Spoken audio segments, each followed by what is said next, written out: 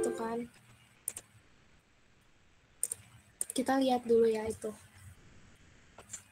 Jadi kita tuh kalau misalnya waiting line, pokoknya kita analisa soalnya dulu.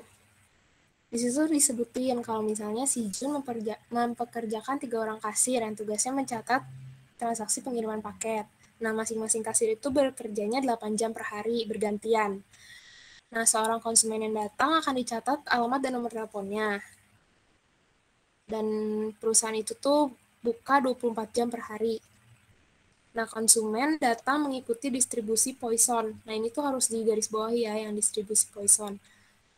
Sebanyak 24 orang per shift-nya. Nah, dibutuhkan waktu 15 menit per konsumen dengan distribusi eksponensial. Nah, berarti kan ini disuruh tulis semua parameter sistem dan notasi kendalnya. Nah, kalau notasi kendalnya itu ada M, yang pertama tuh ada M, ada G, sama ada D. Nah, kalau M itu buat menandakan eksponensial, Poisson, sama negatif eksponensial. Kalau misalnya G, itu buat distribusi umum yang diketahui rata-rata sama variansinya. Sedangkan kalau misalnya D itu distribusi konstan. Nah, notasi Kendall itu tuh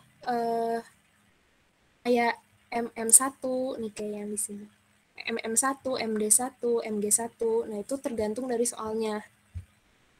Nah, kalau yang di soal ini itu diketahui kan tadi dia bilang kalau misalnya konsumen datang mengikuti distribusi poison. Oh ya, aku lupa ngingetin juga. Nah, MM1 itu kalau misalnya yang pertama itu huruf yang pertama itu tuh ditentuin dari arrival distribution-nya. Jadi distribusi kedatangannya.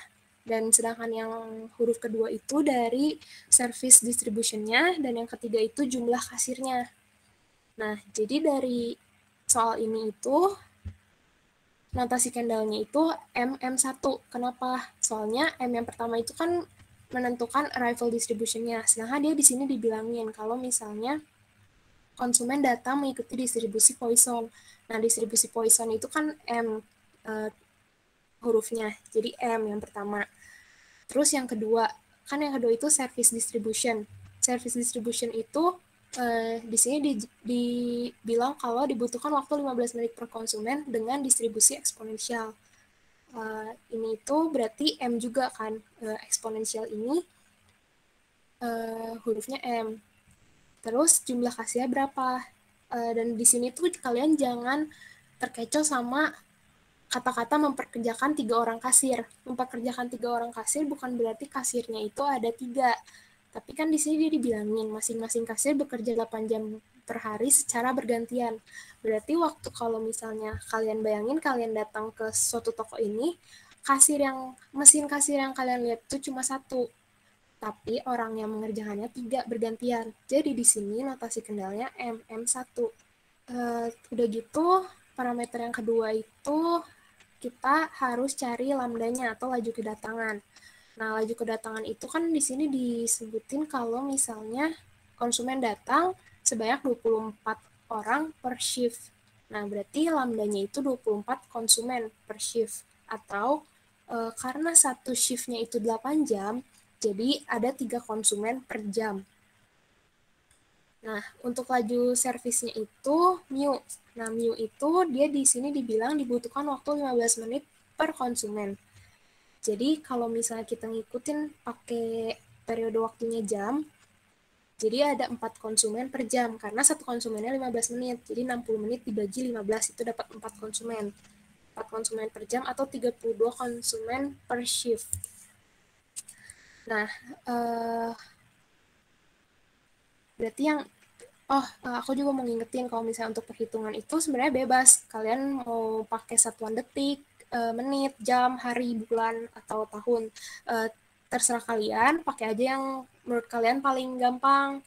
Hasil perhitungannya tuh bakal sama aja. Nah, habis itu yang selanjutnya. Itu kan kita udah nulis parameter sama notasi kendalnya. Nah, selanjutnya itu ada dia bilang, memperkirakan bahwa penambahan asisten akan mempercepat waktu pelayanan.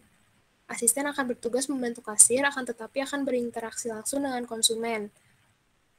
Penambahan asisten dipercayakan mempercepat waktu pelayanan menjadi konstan 10. Jadi di sini mulai pakai si ininya ya. Oh ya, tadi aku cobain yang ini dulu ya, POMQM yang MM1. Nih, kalian tinggal pakai MM1. Habis itu tinggal diisi aja nih kayak ini arrival rate-nya, itu tuh lambda yang tadi kan kita udah lambda udah dapet tuh. Di sini aku pakainya ini ya, time unitnya hours. Jadi di sini diisi 3. Habis itu service rate-nya atau mute-nya tadi kita dapat 4 ya. 4 berarti yang diisi 4. Number of servers itu jumlah kasirnya 1. Yang udah tinggal di solve aja. Dapat jawabannya LQ-nya L, WQ W. LQ ini itu rata-rata angka di barisan ya. Kalau misalnya L aja nggak ada Q-nya itu di sistem. Begitu juga sama W. W itu berhubungannya sama waktu. Nah, kalau WQ berarti waktu yang rata-rata waktu di antriannya. Sedangkan kalau W doang itu ada di sistem. Bahkan terus yang kedua itu kan yang tadi dia bilang kalau misalnya mempercepat waktu pelayanan jadi konstan. Nah tadi kayak yang tadi aku bilang kalau konstan itu berarti notasi Kendall-nya itu berubah. Jadi D kan, kalau misalnya konstan itu D, ya benar. Nah, ini apa nih yang maksudnya yang asisten akan bertugas membantu kasir, akan tetapi akan berinteraksi langsung dengan konsumen. Nah, karena konsumennya itu hanya membantu kasir, jadi nggak ada interaksi langsung sama konsumen, jadi jumlah servernya tetap 1, jumlah kasirnya tetap 1, yang berubah itu cuma si waktu pelayanannya aja, jadi konstan 10 menit, berarti itu jadi MD1. Jadi di sini kita tinggal ubah pakai yang MD1. MD1 tinggal diisi lagi, ini arrival rate-nya tadi itu 3, service rate-nya itu. Nah, yang berubah berarti service rate-nya. Nah, service rate-nya itu jadi kalau misalnya tadi kan yang awal 15 menit ya, 15 menit per jam. Jadi 15 menit per konsumen. Jadi 1 jamnya ada 4 konsumen yang bisa dilayani. Nah, sekarang itu jadi percepat, jadi 10 menit. Jadi otomatis laju servisnya, MIU-nya itu jadi 60 dibagi 10, karena cuma 10 menit. Jadi dalam 1 jam itu mereka bisa melayani 6 konsumen. Jadi di sini service rate-nya diganti jadi 6. Number of servers-nya kayak yang tadi aku bilang, asistennya itu membantu doang, nggak interaksi langsung sama konsumen, berarti nggak menambah jumlah kasir. Jadi number of servers-nya tetap 1. Tinggal di solve, akhirnya ntar dapat lagi. Kalau misalnya ntar ditanya ada LQ, L, WQ, W, tinggal lihat dari sini aja. Habis itu dia bilang perusahaan terletak di dalam kompleks ruko. Konsumen yang datang dikenakan biaya parkir per menit 100. Dan biaya parkir ini akan dibayar oleh Jun sebagai servis kepada para konsumen. Seorang kasir akan dibayar 10.000 per jam kerja, sedangkan asisten hanya dibayar 5.000 per jam. Nah, ditanya berapa total biaya per hari menggunakan sistem hanya 1 kasir, dan berapa total biaya per hari menggunakan sistem 1 kasir dan 1 asisten. Jadi kita harus ngebandingin 2 yang tadi. Kalau misalnya hanya menggunakan 1 kasir, berarti yang tadi kan yang awal, yang MM1. Yang MM1, tapi kita di sini cost analisisnya pakai use cost.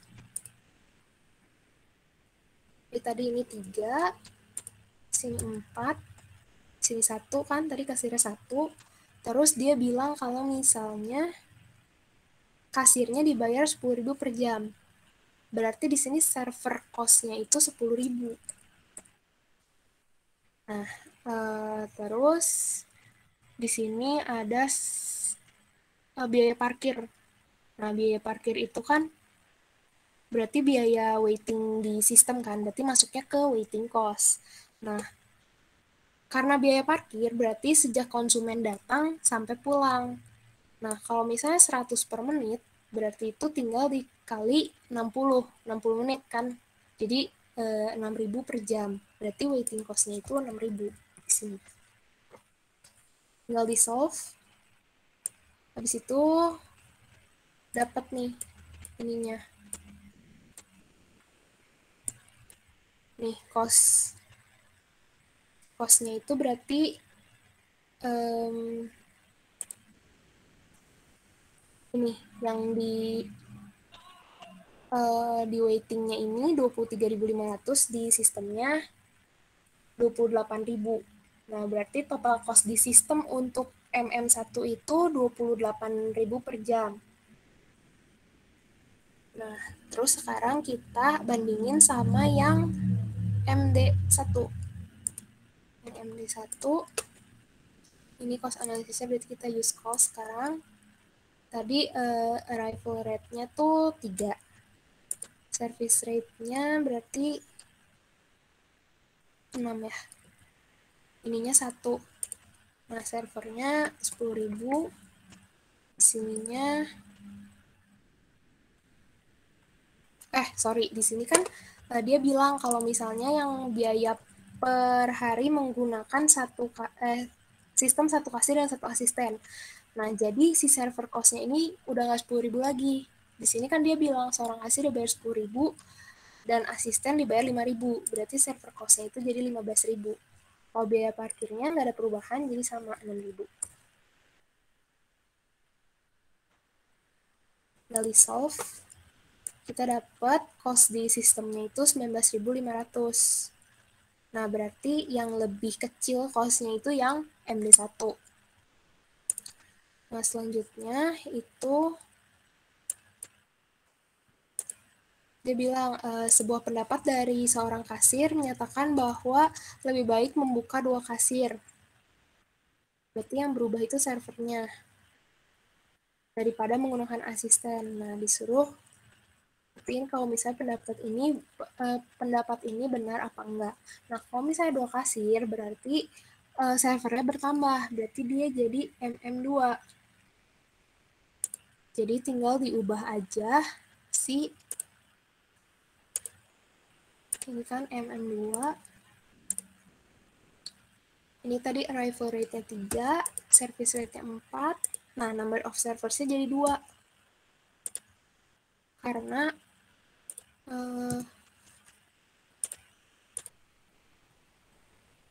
Kayaknya ini deh, Cak, model waiting lines-nya yang diganti. Soalnya itu kan modelnya masih MM1. bentar.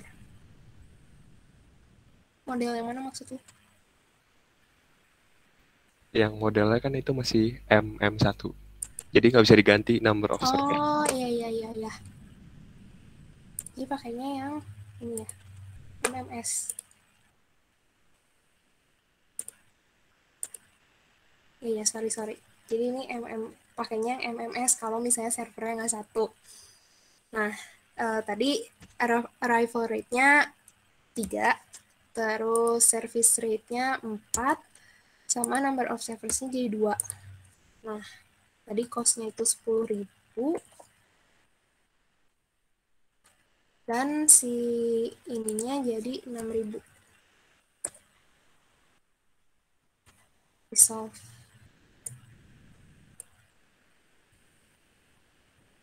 Dapat 25.236 buat cost di sistemnya. Jadi kesimpulannya itu cost-nya ini kan lebih gede ya. Jadi paling kecil itu cost-nya yang tadi, yang MD1 ya.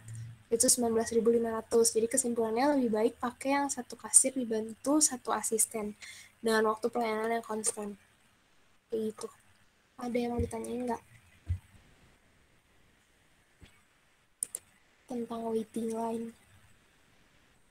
Boleh juga mau nanya rumus antriannya gimana, atau caranya gimana, atau Ada yang masih kurang jelas POM QM juga boleh kok. kalau nggak ada. Sorry, Oh ya, kenapa? boleh ulang rumusnya nggak? Aku belum kecatat tadi. Rumus yang mana? Yang waiting line. Maksudnya rumus yang buat apa? Yang buat tentuin notasi Kendall. Oh, buat tentuin notasi Kendall. Jadi kan ini notasi Kendall ada 3 nih. Kalau M itu menandakan buat eksponensial, Poisson, sama negatif eksponensial. Kalau misalnya G itu menandakan buat distribusi umum yang diketahui rata-rata dan variansinya. Kalau D itu tuh distribusi konstan. Dan huruf yang pertama itu tuh menandakan arrival distribution, ya. Yang kedua service distribution, terus angka yang di belakang itu menentukan jumlah kasir.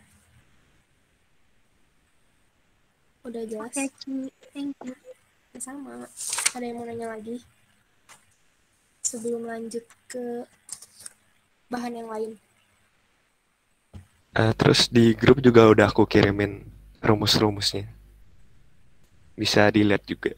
Ya, itu rumus yang Kenneth kirim itu rumus kalau misalnya kita ngitungnya manual. Tapi kan kalau misalnya kalian boleh pakai POMQM, ya enak pakai POMQM, jadi nggak usah ngitung manual.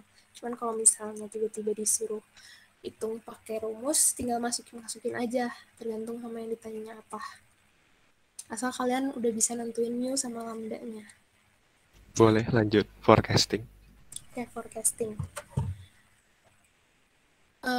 Jadi kita mending langsung ke yang ini ya, yang soal yang pertama, yang forecasting. Jadi di soal yang pertama itu dibilang kalau misalnya ada data kecelakaan. Nah,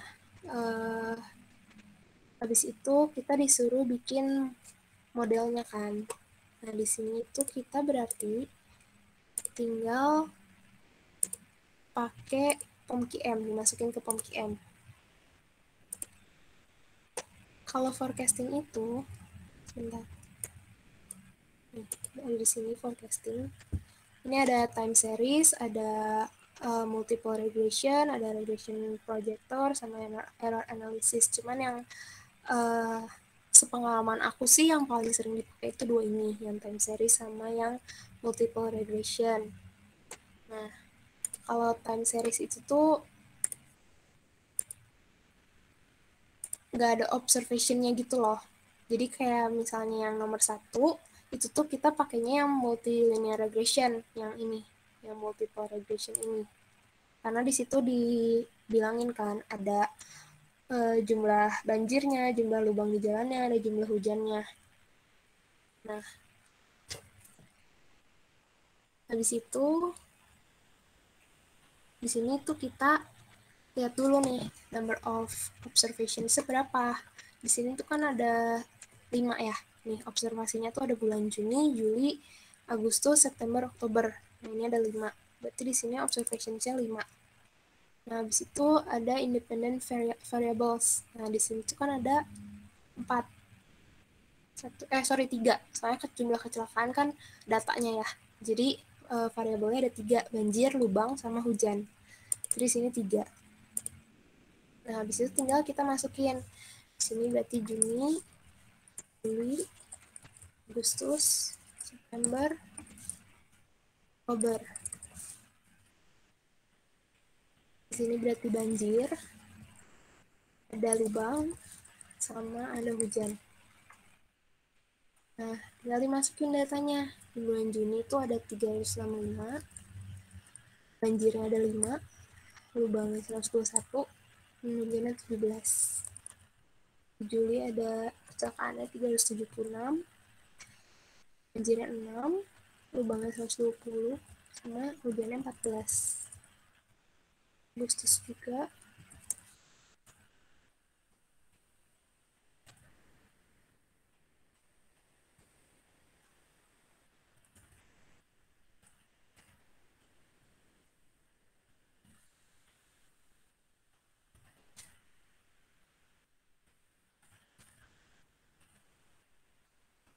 Nah, kalau misalnya udah dimasukin semua gini, udah tinggal kita solve aja. Nah, di sini dapatlah langsung MAD-nya, MSE, MAP-nya, ini. Dan kita langsung dapat regression lainnya, persamaan regresinya. Berarti itu persamaan regresinya itu kan Y-nya itu berarti di sini kecelakaan kalau di kasus ini. Jadi kecelakaan sama dengan 258 dan 203 ini minus 1098 banjir ditambah 1108 lubang dikurang 1136 hujan.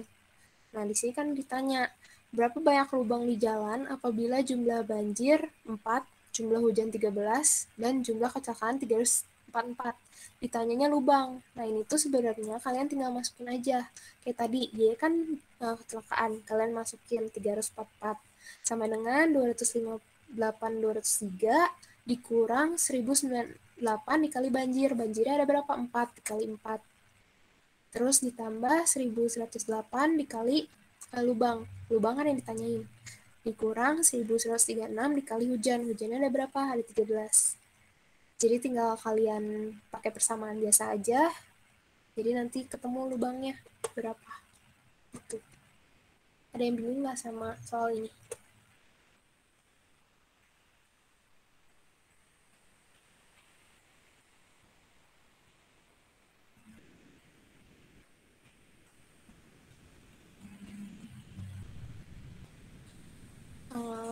Masih agak gampang kali ya. Jadi lanjut aja ke nomor 2. Nah, yang nomor 2 itu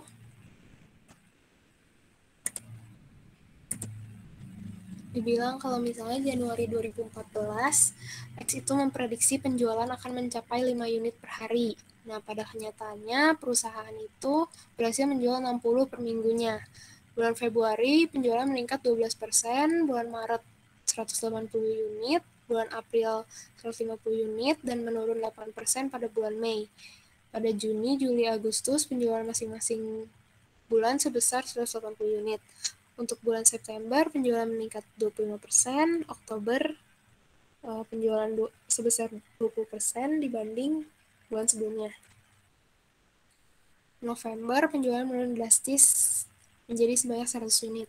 Nah, itu kalian harus cek satu-satu, jadi nggak dikasih data kayak yang tadi.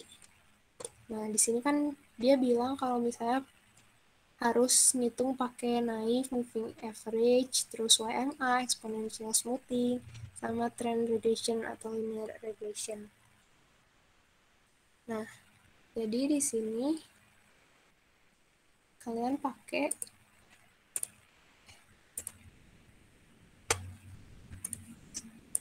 aku tuh agak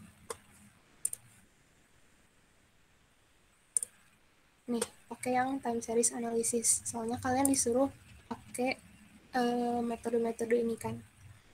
Nah, di sini tuh sebenarnya kalian tinggal masukin si datanya dan nanti ganti metode-metodenya. Nah, kita number post periodnya tuh berarti dari bulan Januari, Februari, Maret, April, Mei, Juni, Juli, Agustus, September, Oktober, November. Berarti ada 11 bulan ya. Berarti di sini pas periodnya 11. Yang pertama tuh kan pakai ini ya. Pakai naif. Jadi di sini metodenya, oh ya, tadi ini dulu ya. Sorry aku lupa. Ada data-datanya dulu. Nah, di bulan Januari itu kan dia bilang kalau memprediksi penjualannya 5 unit, tapi pada kenyataannya itu cuma berhasil 60 per minggu. Dan satu bulan itu ada 4 minggu. Jadi di bulan Januari itu ada 240. Nah, terus untuk bulan Februarinya meningkat 12%. Berarti tinggal dihitung meningkat 12% dari 240. Jadi dapat 268,8. Nah, untuk bulan Maret itu 180 udah dikasih tahu, bulan April itu 150 juga udah dikasih tahu.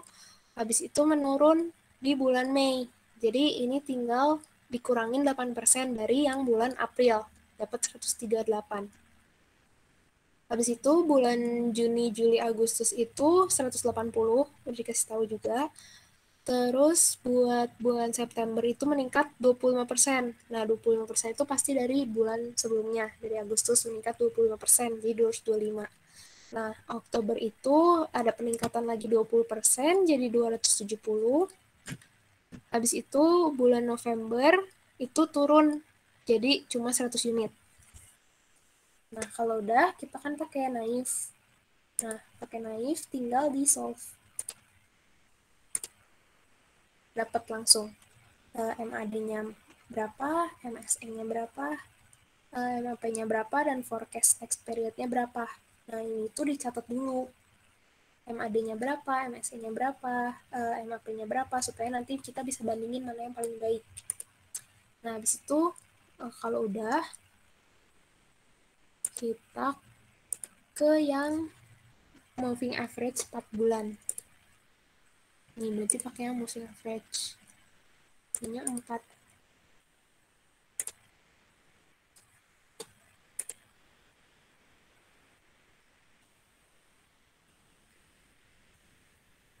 Jadi dapat MAD-nya berapa, MSC-nya berapa, MAP-nya berapa, forecast next period-nya berapa.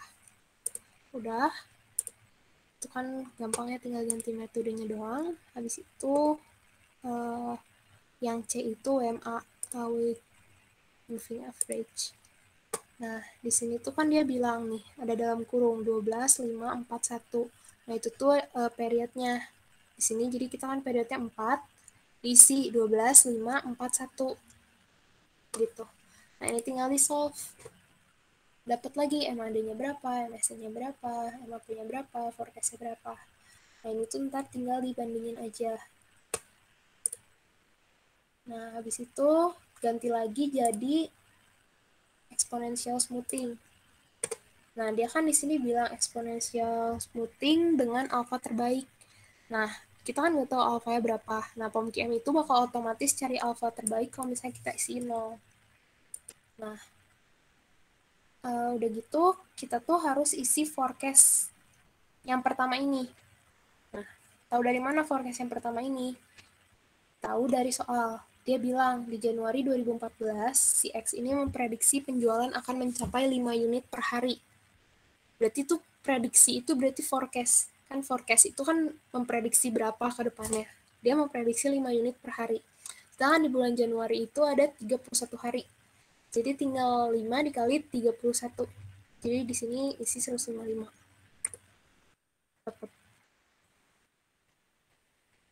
Dapat ininya 46,589 segala macam sampai forecast next period itu juga dapat. Habis itu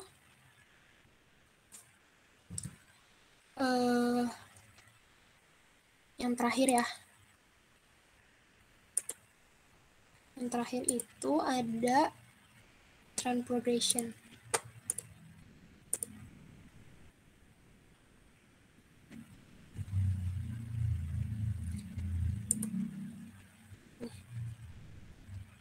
Nah, ini juga tinggal di solve aja. Dapat.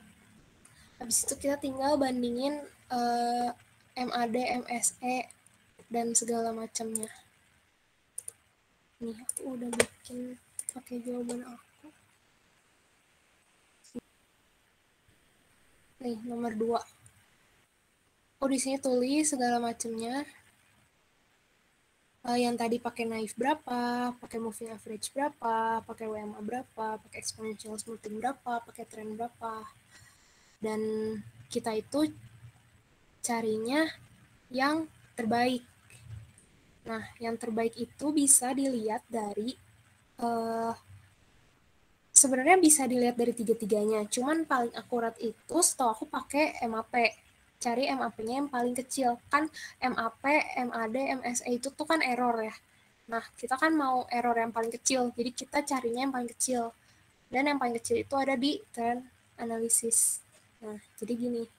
Trend analysis dengan forecast bulan Desember 166,989. Kayak gitu. Ada yang mau ditanyain nggak dari nomor 2? Kak, palingan tadi aja yang exponential smoothing, kenapa itu forecastnya 155? Boleh jelasin lagi nggak? Yang exponential smoothing. Sebentar. Oh, kan kalau misalnya exponential smoothing tuh kan kita harus isi forecast yang pertama kan ya. Nah, dia kan di situ dibilang kalau misalnya Di kalimat pertama di soal, dia bilang Januari tahun 2014, X memprediksi penjualannya akan mencapai 5 unit per hari. Nah, di bulan Januari, itu kan prediksi ya, forecast itu kan prediksi. Nah, sedangkan kenyataannya itu 60, makanya tadi kita masukin di datanya itu 60 kali 4, karena satu bulan ada 4 minggu, jadi 240 kan tadi yang pertama, yang bulan Januari. Nah, sedangkan forecast-nya itu 5 unit per hari. Bulan Januari itu kan ada 31 hari. Jadi tinggal dikaliin 31 kali 5, dapat 155. Gitu. Ngerti apa bingung?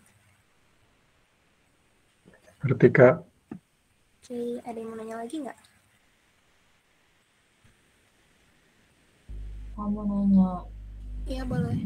Tadi teh yang Kalau yang time series nggak ada observasi gitu. Kalau salah ada observasi gitu. Iya, jadi bedanya sebenarnya di situ. Kalau misalnya aku sendiri tuh ngebedainnya dari soal langsung. Jadi kalau misalnya ada observasinya itu berarti pakainya yang kausal yang tadi yang kayak nomor 1. Sedangkan kalau misalnya nggak ada itu pakainya yang kedua. Gitu.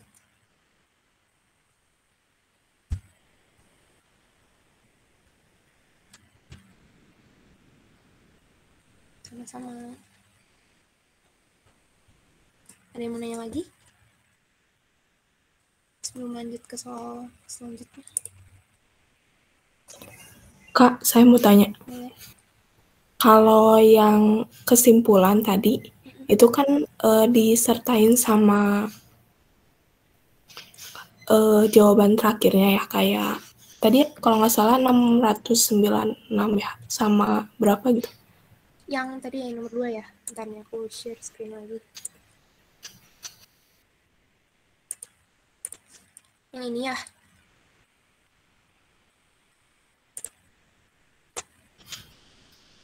Nah iya Kak, terus itu forecast bisa dapat 166 sama 989 dari mana ya Kak?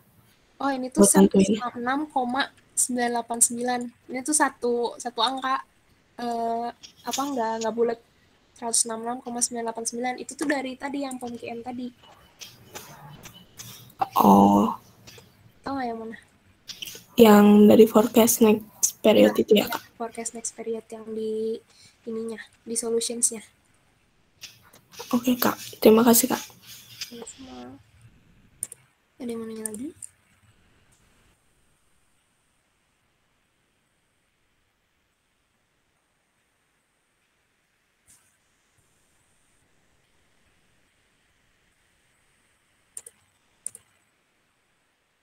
Kalau nggak ada, lanjut aja kali ya ke yang nomor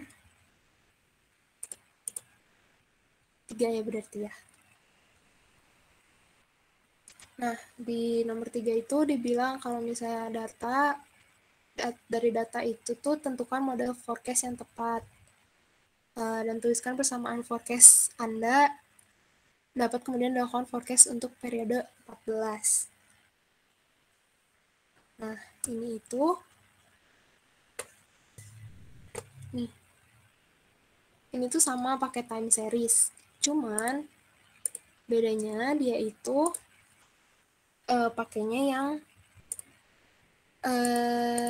decomposite yang seasonal.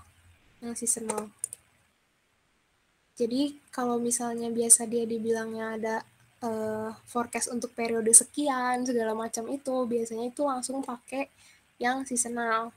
Nah, di sini tuh tinggal dimasukin juga.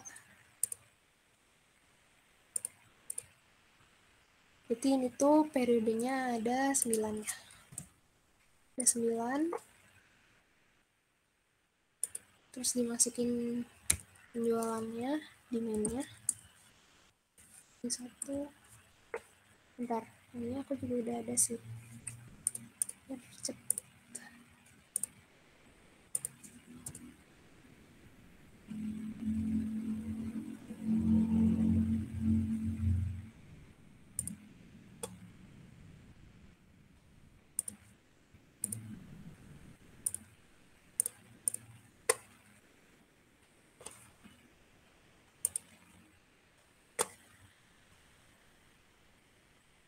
habis itu kan udah nih pakai yang multiplicative decomposition.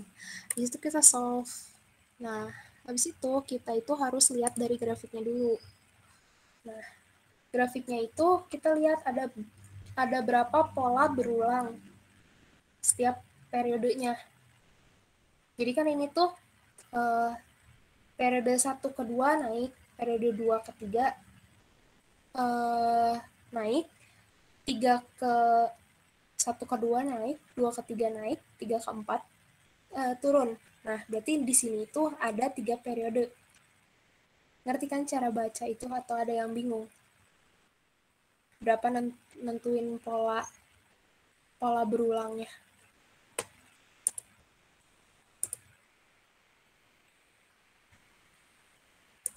Nah, kalau misalnya udah tahu pola berulangnya ada 3, kita cari persamaan salesnya. Persamaan salesnya itu ada dari ini, regression line ini. Dapat demand-nya 368.215 ditambah 2,77 dikali waktu. Sedangkan kita ditanya di sini forecast untuk periode 14. Berarti si time ini diganti sama 14. Tinggal dimasukin, dikaliin, terus kita dapat hasilnya. Forecast untuk periode ke-14. Sambil hitung juga. Kalau ada yang mau ditanyain dari nomor 3 ini. 406,995 gitu. Ada yang bingung? Tinggal dimasukin aja. Time-nya dimasukin periodenya 14.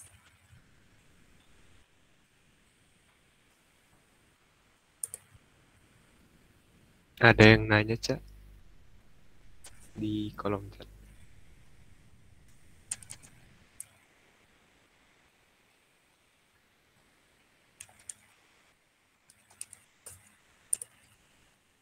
Misal hitung periode 14 pakai trend analisis.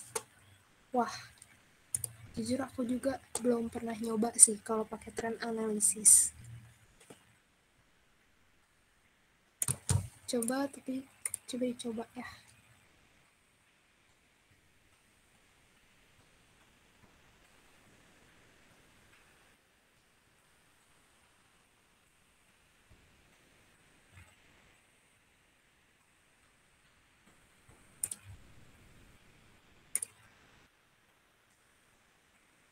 Maksudnya yang trend analisis tuh yang ini, yang linear trend line model.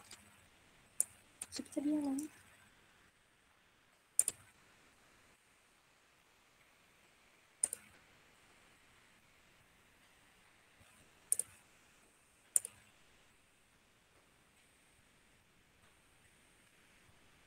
Jujur aku juga bingung sih sama pertanyaan kamu.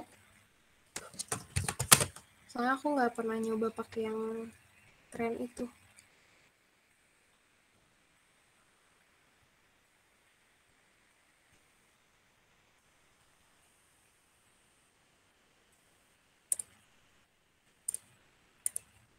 Mungkin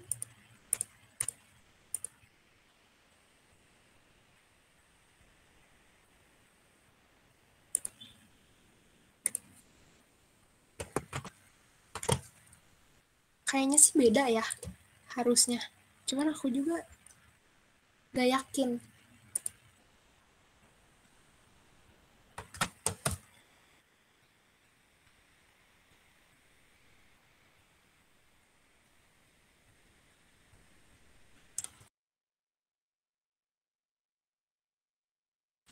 Cuman kalau misalnya menurut aku sih hasilnya bakal beda. Kalau menurut aku ya.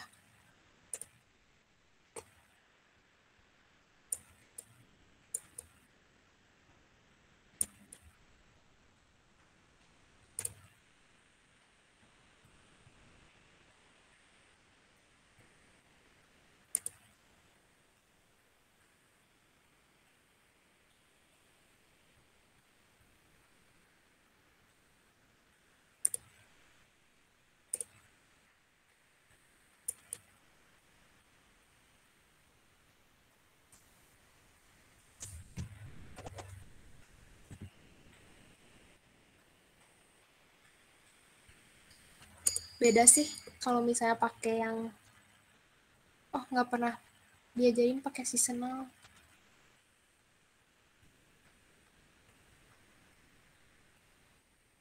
Beda sih, berarti kalau misalnya kalian memang nggak diajarin yang seasonal, mungkin nggak bakal ada soal kayak gini deh.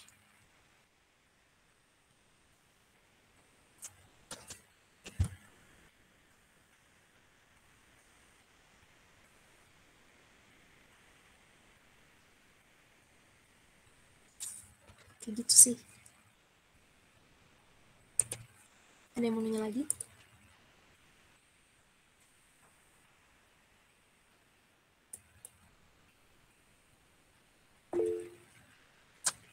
Oke.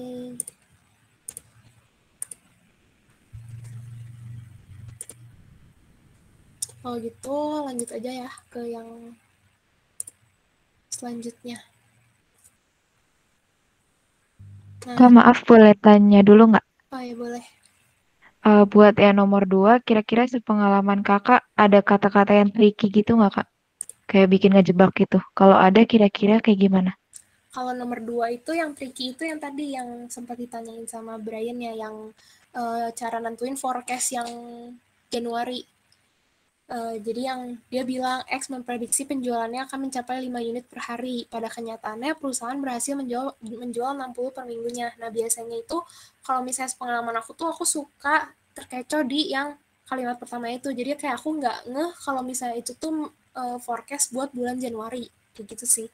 Jadi better buat bener-bener perhatiin perkataannya itu maksudnya apa, per kalimat dari soalnya itu apa gitu.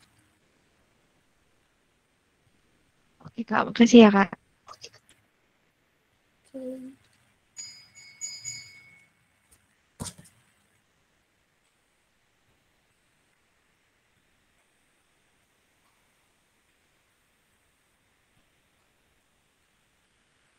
Ada yang mau nanya lagi? Kalau enggak, kita lanjut ke nomor 4.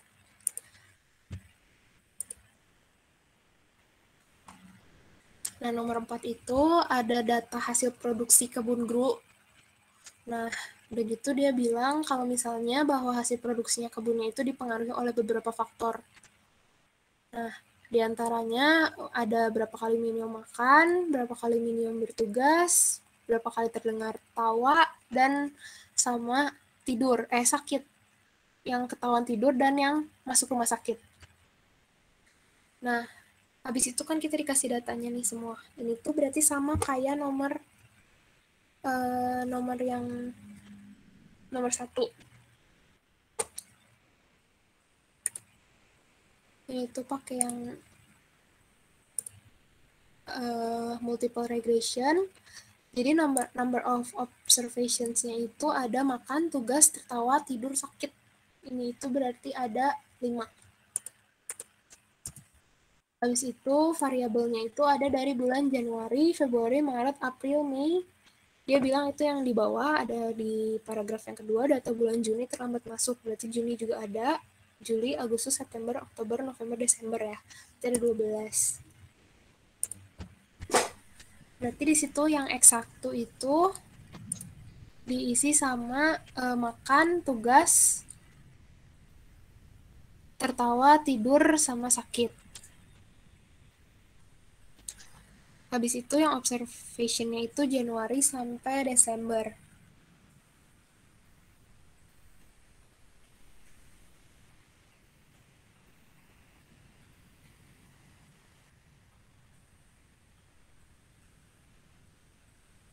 Terus yang dependent variable-nya itu masukin yang tomat.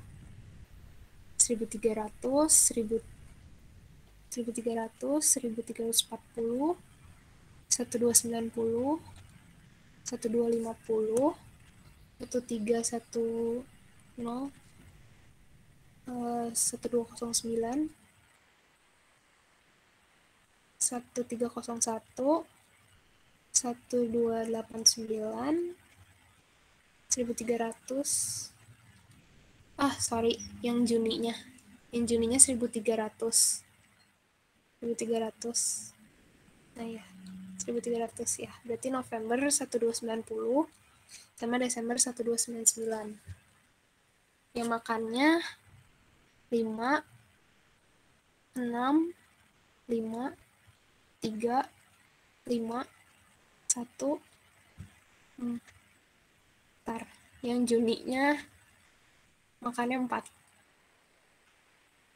Juli 1, ya, Agustus 4, September 4, 5, 4, 5.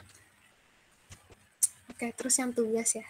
Tugas 121, 120, 110, 100, 120, bulan Juni 120, Juli 125, 120, 112, 120, 120, 122. Ya, yang tertawa 15, 13, 15, 20, 15, 20, 16, 15, 16. Yang 3 terakhir tuh 16 deh. Oh, maaf, yang Juni 13. Terakhir 15. Tidur 10, 10, 15, April 20, Mei 10, Juninya 12, Juli 15, 10, 11, 9, 12, 11. Yang sakitnya 2, 1, 2, 2, 2, 1, 2, 3 deh. 3. 5, Juninya 0, Juli 15, Agustus 0, 6, 4, 2, 2. Nah, udah tinggal di solve, dapat regression line-nya itu persamaan regresinya. Jadi Y itu tomat sama dengan 1382, 264 ditambah 11746 kali makan, min 0,46 tugas, min 2983 tertawa, min 3088 tidur. Salah ya? Min 2966. Kayaknya ada yang salah deh ini datanya.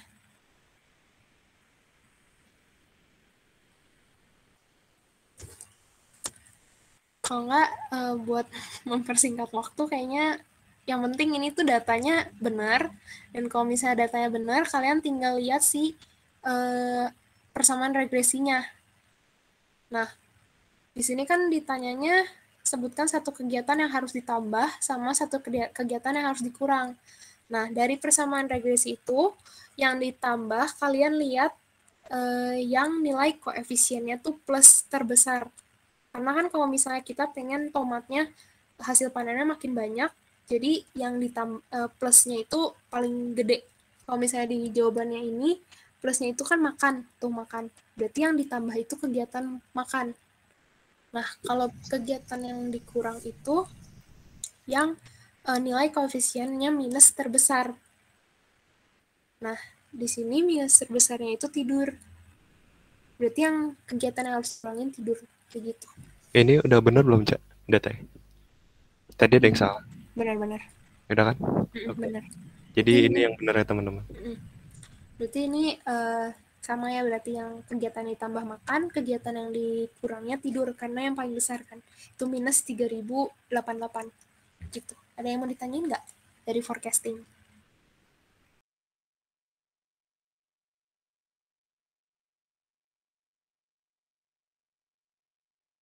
Halo?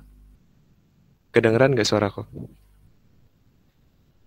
Jadi di project management, yang harus kalian perhatiin tuh, pertama tuh baca soalnya harus teliti banget. Soalnya di project management yang paling ngecoh itu soalnya. Nah, di sini kan dibilang nih, Jasmine sedang menekuni profesi baru, yaitu seorang professional wedding planner. Dan lain-lain, bla bla bla bla bla. Dia harus mempersiapkan segala sesuatu terkait pernikahan. Nah, kita tuh pertama tuh harus ngelihat pasti kata-katanya ada pertama-tama nih, aktivitas pertama. Nah, di sini kalau di soal ini udah dikasih tahu aktivitasnya tuh apa aja, sama waktunya, sama cost-nya. Nah, yang harus dilihat di soalnya tuh ini nih, nanti. Jadi ditandain pertama-tama A, aktivitasnya tuh ngapain sih? Melakukan diskusi awal. Langsung aja kalian tulis atau catat dulu di tabel. Nah, kalian buat tabelnya tuh kayak gini. Nanti ada aktivitas, ada namanya, nama aktivitasnya, predecessor. Nah, predecessor itu apa sih? Predecessor itu tuh sebelum aktivitas, misalnya contohnya yang C nih, sebelum aktivitas C dilakukan, ada aktivitas yang harus selesai dulu nih, A sama B. Nah, itu namanya predecessor. Karena A itu dilakukannya paling awal, jadi mereka nggak ada predecessornya yang A, yang B juga. Nih di sini nih. A kan pertama-tama nih, hal yang dilakukan pertama itu A, diskusi awal, dengan waktunya 246. Nah, di sini tuh ada 2 jenis soal kalau project management. Ada soal yang single time sama yang triple time. Kalau single time itu pasti waktunya cuma 1, tapi di sini triple time, jadi waktunya ada 3. Nah, triple time itu apa sih? Triple time itu dibagi 3 itu ada A, M, sama B. A itu optimistic time, M itu most probable, dan B itu pessimistic time. Nah, di sini kalian udah tahu nih, A-nya itu 246 waktunya, B-nya 200. Nah, sembari mendapatkan informasi dari awal, anggota tim yang lain melakukan rapat. Nah, berarti sembari dia melakukan A, tim yang lain tuh melakukan aktivitas B. Makanya yang B-nya itu nggak ada predecessornya, soalnya dilakuinnya bareng-bareng sama A di awal aktivitas. Udah ketemu waktunya segini, 1, 2, 3, dengan B-nya 200. Nah, di sini aku tandain juga nih lagi nih, yang warna oranye.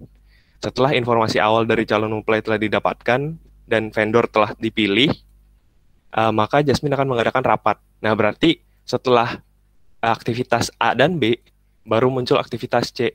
Makanya di tabel yang di bawah, aku tulis predecessor dari C itu A dan B, karena C baru bisa dilakukan setelah A dan B itu selesai. Gitu. Nah, di sini yang kalian harus lakuin itu kalau ngerjain soal project management, kalau bisa sih tanda-tandain di soalnya. Aktivitasnya apa aja, waktunya berapa aja, sama kata-kata ini nih, kata-kata predecessor yang nentuin apakah dia ada yang menghambat atau tidak di aktivitasnya. Nah, lanjut, setelah C dilakukan, nah setelah itu, ada kata-kata setelah itu nih, berarti setelah C dilakukan, baru bisa bayar DP nih, untuk masing-masing vendor. Berarti aktivitas selanjutnya setelah C itu D, bayar DP. Dengan waktunya 1, 2, 3, dan B 100. Nah, di sini aku tandain lagi nih, hal yang penting, setelah pembahasan hal-hal teknis dan pembayaran DP ke vendor. Nah, berarti setelah C sama D, baru bisa kerjain E. Nah, E itu apa sih? E itu undangan pernikahan. Jadi di setiap aktivitas itu pasti ada satu kata kunci. Jadi kalian namain aktivitas itu pakai kata kuncinya, biar kalian nggak ketukar-tukar. Nah, E itu tuh ada waktunya 10, 12, 14, sama biayanya atau normal cost-nya 1.500.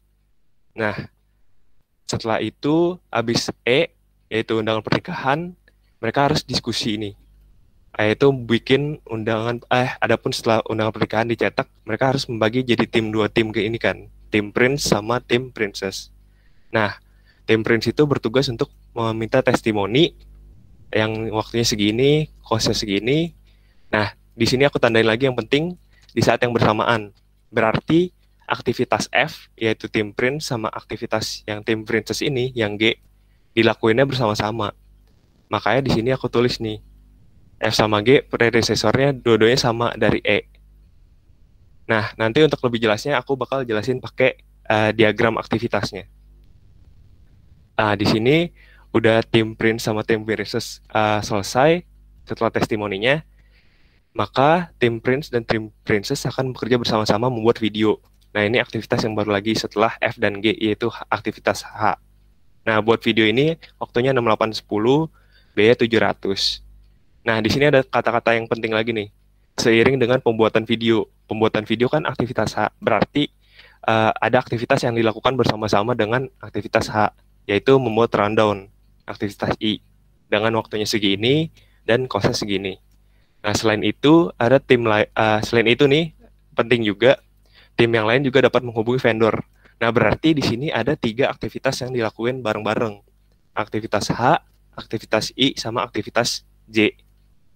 Nah, Jasmine memperkirakan proses diskusi mengenai permintaan khusus tersebut langsung segini. Untuk yang J-nya waktunya segini, kosnya segini, dicatat aja dulu di tabel. Nah, terus di sini ada kata-kata yang penting lagi nih. Setelah proses pembuatan video dan rundown selesai, serta proses diskusi.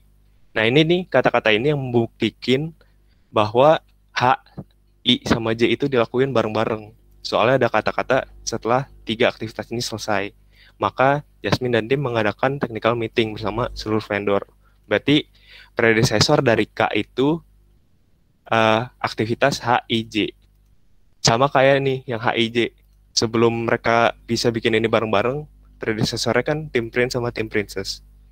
Jadi tulisnya gini. Nah, terus ternyata di sini tuh pada saat yang bersamaan nih, ada yang bersamaan juga di sini, dilakukan technical meeting juga. Berarti yang terakhir nih yang K sama L aktivitasnya dilakuin bareng-bareng. Dengan waktunya segini ada, terus biayanya juga ada di segini.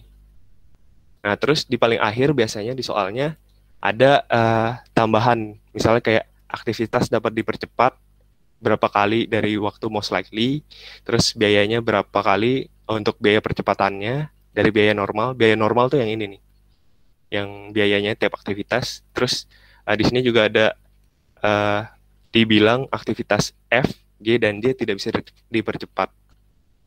Terus soalnya ini bisa dilihat di file soal yang udah aku kirim. Nah, dari soal T itu aku buat nih tabelnya yang tadi udah aku jelasin. Kalau aktivitas itu semua aktivitas yang ada di soal, terus kalian namain biar nggak ketuker, sama nyari di soalnya gampang. Kalian juga nentuin predecessornya. Habis itu tadi kan di soalnya ada 3 waktu, A, M, sama B. Pokoknya urutannya tuh pasti gini, A, M, sama B, kalau ditulisnya kayak gini. Nah, tapi kalau di soalnya ditulis waktu optimistiknya berapa, most probable berapa, terus pesimistiknya berapa, ditulis aja sesuaiin dengan di soal gitu. Tapi kalau nggak ada penjelasannya, pasti urutannya udah pasti kayak gini. Nah, setelah kita udah catat nih semua yang ini, kita tuh masukin ke expected time. Kita nyari expected time-nya buat nentuin di diagram aktivitas. Nah, expected time itu tuh nyarinya A plus 4 kali M plus B dibagi 6. Jadi 2 ditambah 4 kali 4 ditambah 6 dibagi 6. Jadinya ketemu nih semua expected time dari atas sampai bawah.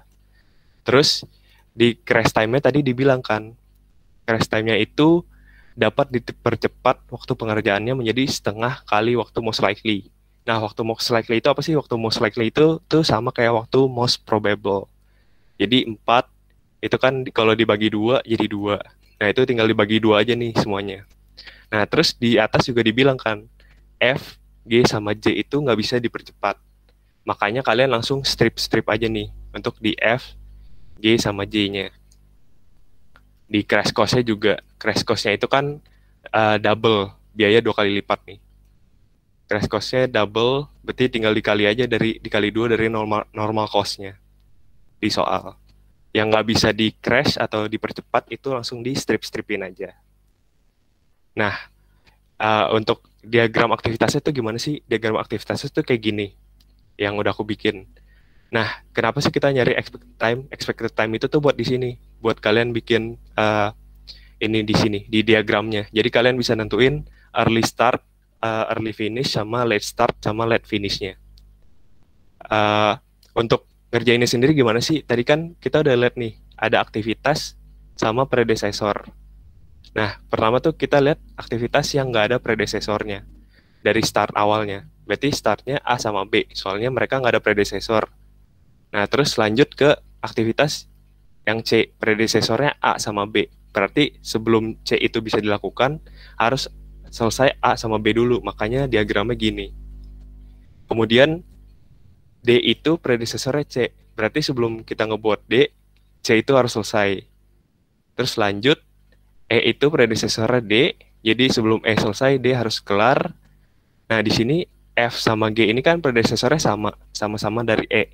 Jadi sebelum F sama G bisa kebentuk, E ini harus selesai, makanya dibagi 2. Terus lanjut ini dibagi 3 gini, karena HIJ itu predecessornya F sama G. Jadi sebelum HIJ itu bisa kebentuk atau dibuat atau dilaksanakan, F sama G-nya harus selesai dulu. Nah, terus abis HIJ bisa dilaksanakan, KL-nya itu predecessornya HIJ. Jadi sama kayak tadi, KL ini bisa dilaksanakan kalau HIJ udah kelar. Nah, di sini kita hitung nih.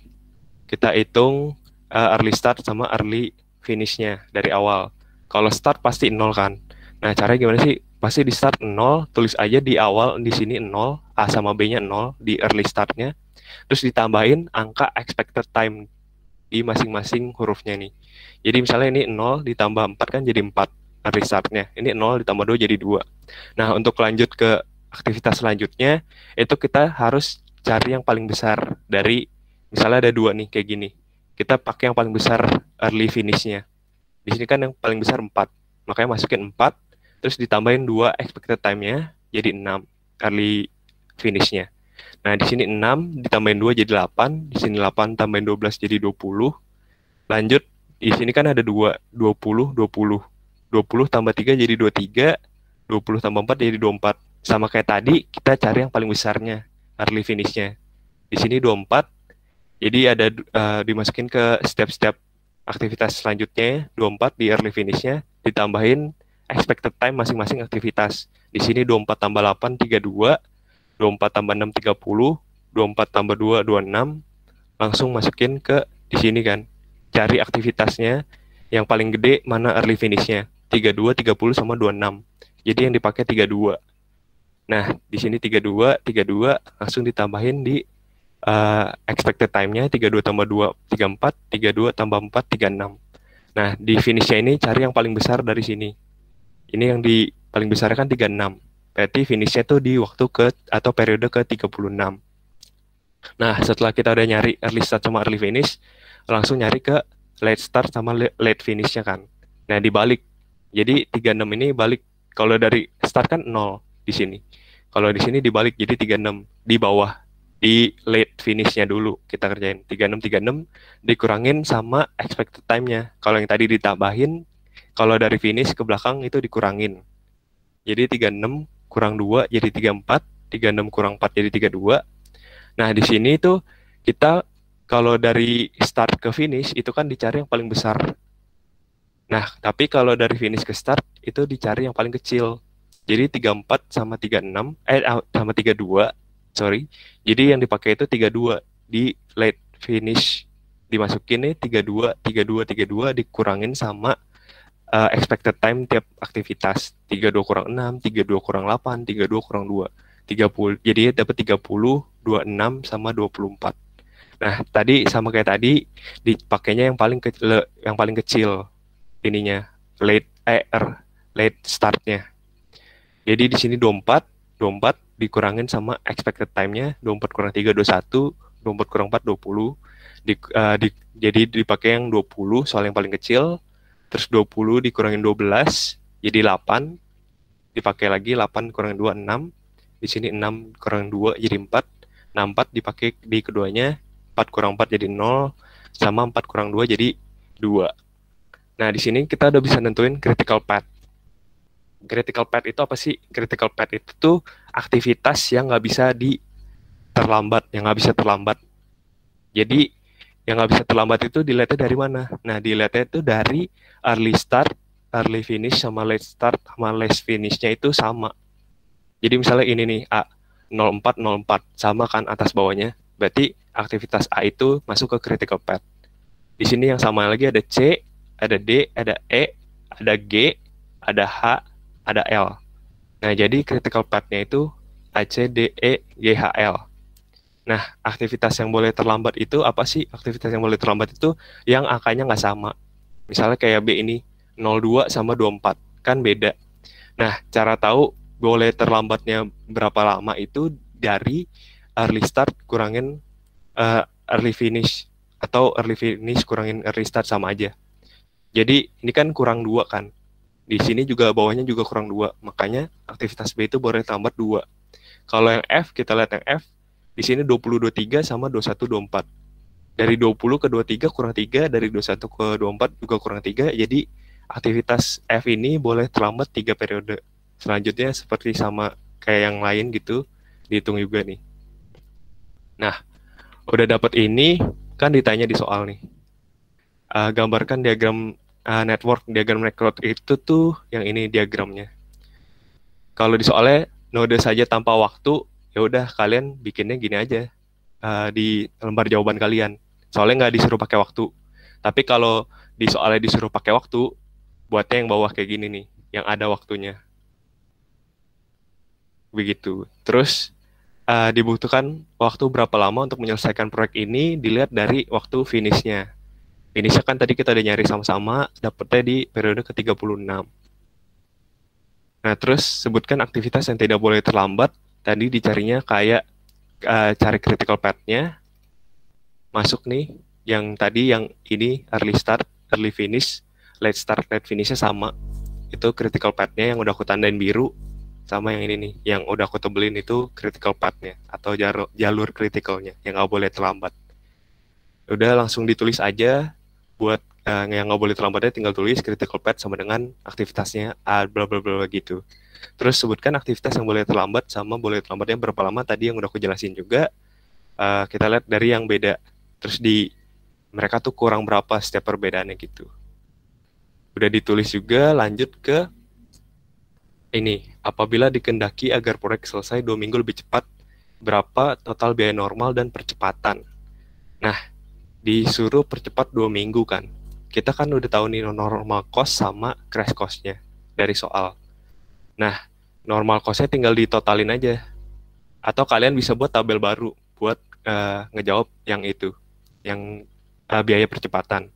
Normal cost-nya udah ditotalin, dapat nih 4550, langsung tulis aja total biaya normalnya 4550. Terus kita tahu nih, kita pertama-tama harus nyari crash cost per period. Nah, crash cost per period itu beda sama crash cost biasa. Crash cost per period itu apa sih? Crash cost per period itu crash cost minus normal cost dibagi dengan normal time dikurang crash time. Misalnya nih yang A nih, crash cost-nya kan 400 dikurangin normal cost-nya 200. Jadi 200 dibagi normal time 4 dikurangin crash time. 200 dibagi 2 dapat 100 kan. Sampai bawah udah nemu. Ini FGJ aku tandain soalnya di soal juga dibilangin nggak bisa di crash atau dipercepatkan. Jadi langsung ditandain aja diminusin. Terus udah ketemu nih crash cost per periodnya. Nah, cara kita milih aktivitas yang di crash itu apa sih? Kita tuh milih yang pertama harus ada di critical path. Ini ketentuannya tuh aktivitasnya harus ada di critical path sama crash cost per periodnya itu paling kecil untuk yang pertama kita crash, yang bisa kita crash. Nah, di sini kita pertama lihat dulu yang paling kecil tuh ada siapa sih? Ada aktivitas A, aktivitas D, sama aktivitas I. Sama-sama 100 kan. Terus yang masuk critical path ya yang mana aja sih? Yang A sama D kan. Yang A sama D masuk critical path. Jadi kalau aku sih milihnya A duluan gitu. Tapi kalau kalian boleh milih D duluan juga nggak apa-apa gitu. Kalau aku milih A duluan, jadi untuk 2 minggu lebih cepat. Nah, kita juga harus lihat time-nya. Di sini normal time A-nya itu 4 kan. Tapi di sini crash-nya normal time-nya 2. Maksudnya apa sih? Maksudnya tuh A tuh bisa dipercepat sampai ke berapa gitu. Jadi di sini normal time 4, A itu bisa 2 kali dipercepat. Soalnya crash-nya 2. Jadi crash itu tuh waktu yang bisa dipercepatnya berapa. Jadi ini 2 kali. Ini cuma bisa sekali. Dari 2 ke 1 kan cuma bisa sekali. Nah, dari normal ini 12 ke 6 bisa 6 kali crash kan. Maksudnya gitu. Nah, kalau ditanya crash 2 minggu lebih cepat, untungnya di sini A-nya itu bisa di crash 2 kali kan. Jadi tulis aja total biaya crash-nya itu 405,50 normal cost-nya ditambah crash per periodnya dari A. Karena 2 kali, jadi 100-nya kali 2 untuk 2 minggu. Nah, ditanya juga di soal itu sebutkan aktivitas yang perlu dipercepat agar proyek selesai 2 minggu lebih cepat kan. Nah, aktivitas apa aja sih yang bisa dipercepat agar 2 minggu bisa lebih selesai gitu kan. Kalau aku bilangnya sih yang paling kecil nyarinya. Crash cost per periodnya paling kecil, yang tadi udah aku bilang A, D, sama I. A itu bisa 2 kali, Terus D itu bisa 1 kali dari 2 ke 1, yang I bisa 3 kali.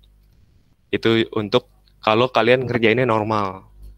Nah, sekarang aku bakalan sebelum aku share screen POMQM, aku mau ini dulu nih. Kalian ada yang mau nanya gak? Atau aku kecepatan gitu? Nah, sekarang udah bisa nih. Jadi, kan di soal nih, tadi udah aku jawabin juga kan, udah buat tabelnya. Nah, gunanya kalian bikin tabel tuh apa sih? Gunanya kalian bikin tabel itu tuh biar kalian gampang masukin ke POMQM-nya. Nah, di sini kan udah dibikin tabel gini nih. Segala macam. Jadi kalian tinggal masukin aktivitasnya. Terus ada predesesornya tadi yang udah aku bilang. Nah, untuk di POMQM sendiri, predesesornya itu nggak satu tabel kayak yang aku bikin di tabelnya kan. Di sini kan ini nih. Di tabel yang aku bikin kan predesesornya jadi 1. Nah, kalau di POMQM itu predesesornya dipisah-pisah. Jadi, misalnya nih yang C, predesesornya kan mestinya A sama B. Tapi karena di POMQM itu harus dipisah, jadi ada predesesor 1, predesesor 2, jadi dipisah gitu tulisnya. Jangan disatuin. Jangan jadi HIJ gini, tapi dipisah jadi HIJ di predesesor yang terpisah. Nah, terus tadi kan aku juga udah bilang ada single time sama triple time. Nah, karena di soalnya triple time, tuh, jadi kita pakai optimistic time, most likely sama pessimis. Ini AMB, yang udah aku bilang tadi urutannya pasti selalu sama di tabel yang udah aku buat. Nah, terus di sini udah masukin predecessor, activity, sama time-nya, kalian bisa langsung solve aja. Kalau di POMQM, nggak perlu kalian nyari pakai diagram tabel gini dulu satu-satu, kalian bisa langsung solve kayak gini. Nah, di sini langsung kelihatan juga nih, early start, early finish, late start, late finish-nya, sama yang udah aku bikin di sini. Ini contohnya yang A nih kan, early start-nya 0, early finish-nya 4, late start-nya 0, late finish-nya juga 4 nih. Jadi sama. Jadi kalian nggak perlu nyari satu-satu lagi. Terus di POMQM juga udah langsung ketahuan critical path-nya. Critical path-nya itu yang mana sih dilihatnya? Critical path-nya itu yang merah ini nih. Yang select-nya 0. A, C, D, E, G, H, sama L. Nah, sama kan yang udah aku bikin nih. Jadi terserah kalian sih nyamannya yang gimana. Tapi kalau menurut aku, kalau kalian kehabisan waktu, langsung aja bikin di di POMQM-nya. Jadi lebih cepat gitu. Nah, terus buat di POMQM juga bisa ngeliat langsung chart yang udah aku bikin. Nah, tapi di POMQM itu berantakan kan.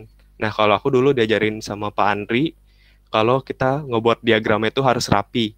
Jadi nggak boleh ada yang tabrak-tabrakan gini garisnya. Jadi aku buatnya kayak gini. Makanya beda sama di POMQM. Tuh. Tapi sama aja. Nih kayak A sama B 2 duluan, terus C baru D, baru E, baru F, G. Terus ini karena kalian kalau lihat di POMQM pusing, jadi mendingan buat sendiri gitu kalau menurut aku. Terus di sini juga bisa ngeliat chartnya, Gantt chart. Kalau disuruh cari Gantt chartnya tinggal dipencet di sini aja. Terus ada activity time computation-nya juga. Nah, kayak gitu. Terus kalau kalian ditanya crashing, langsung diganti di sini. Bisa langsung di crashing. Masukin normal cost, masukin crash cost-nya. Terus tadi kan ada aktivitas yang nggak bisa di crashing kan. Yang nggak bisa di crashing itu F, G, sama J. Nah, kalian masukin aja crash time-nya sama activity time-nya. Soalnya kalau di POMQM itu nggak bisa di strip. Kalau di strip pasti nggak bisa di solve. Jadi kalian masukin crash time-nya itu sama kayak activity time-nya. Artinya itu sama aja kayak nggak bisa di crashing gitu. Terus untuk crash cost-nya masukin aja nggak apa-apa. Karena nggak bakal dipilih juga sama POMQM-nya. Soalnya crash time-nya sama activity time-nya. Terus langsung di-solve aja. Nah, kayak yang tadi di sini di POMQM itu tuh nggak sesuai sama yang kita pilih. Kalau tadi aku ngerjain manual, aku kan pilihnya A, I, sama D kan. Nah, kalau di POMQM itu mereka milih yang paling bagus. Nah, di sini tuh mereka milih A sama E buat yang di crash, sama C, D sesuai di crash buy-nya ini nih. Nah, di sini nih total crashing cost-nya.